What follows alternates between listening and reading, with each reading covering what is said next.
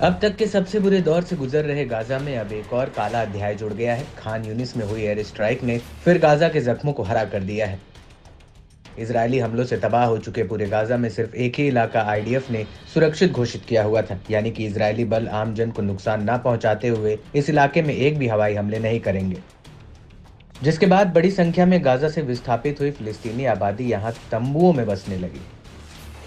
हालांकि गाजा से हमास का जड़ से सफाया करने के इरादे से उतरे इजरायल ने रिफ्यूजी कैंप में भीषण एयर स्ट्राइक कर आम लोगों को मौत की नींद सुला दिया।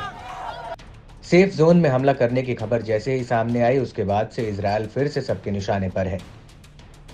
दुनिया भर के देशों ने ही नहीं बल्कि यूएन ने भी इजरायल के एयर स्ट्राइक में मारे जाने वाले 90 से ज्यादा लोगों की मौत पर दुख जताया। तो वहीं 300 के करीब लोगों के घायल होने पर इजरायल के खिलाफ एक्शन लेने की बात कही। इस बीच गाजा में हुई खूनी स्ट्राइक से हमास भी भड़का हुआ है। हमास नेताओं ने इजरायल के इस कदम को गलत बताते हुए बुरे नतीजे भुगतने की धमकी दे डाली। हमास ने बयान जारी कर कहा कि इजरायल की रिपोर्ट है कि देफ और अन्य लोग अल मवासी नरसंहार में मुख्य टारगेट थे। हालांकि इस हमले में खान यूनिस इलाके में 350 से ज्यादा लोग मारे गए और घायल भी हो गए। इसके जवाब में हमास ने अपने सैन्य ऑपरेशन में इजरायल पर तीखा हमला बोला। हमास की मिलिट्री विंग ने दावा किया कि इजरायल ने 3 मरकबा टैंकों को लड़ाकों ने सटीक हमले में नष्ट किया। साथ ही आरपीजी शेल के साथ एक हमर जीप को भी निशाना बनाकर तबाह किया। अल कासिम ब्रिगेड ने गाजा में तैनात इजरायली वाहनों को एक काफिले पर घात लगाकर हमला किया। अल यासीन 105 गोले से इजरायल को बड़ा नुकसान पहुंचाया। वहीं दक्षिण गाजा में रफा शहर में पूर्व में अबू धर अल गिफारी मस्जिद के पास आमने सामने की झड़पों में इजरायली सैनिक हताहत हुए।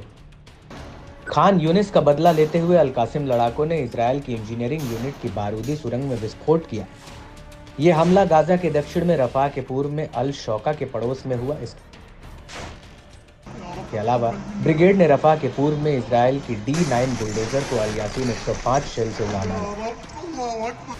वहीं अल कुद्स ब्रिगेड ने भी रफा के पूर्व में इजरायली सैनिकों और वाहनों पर मोर्टार से बमबारी की।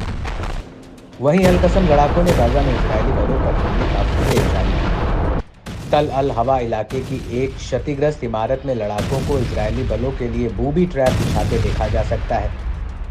इसमें लड़ाके एक इमारत को उड़ाने के लिए उसे विस्फोटकों को फिट कर रहे हैं। इसके लिए लड़ाके हथौड़े की मदद से दीवार में छेद करते हैं। इसके बाद तार के एक सिरे को दीवार से दूसरे छोर पर सुराग के जरिए भेजते हैं। फिर उस तार को विस्फोटकों से जोड़ते हुए खंडहर हो चुकी इमारत में छिपा देते हैं। बताया जाता है कि यह शाहबाज जैसा एक विस्फोट है जिसे EFP कहते हैं। वहीं एक बिना विस्फोट वाला इजरायली F-16 लॉन्च बम लगाया। इसके बाद जैसे ही एक एक कर करीब 10 इजरायली जवान उस इमारत में दाखिल होते हैं, तभी घात लगाए लड़ाके उस इमारत में रिमोट के जरिए विस्फोट कर देते हैं।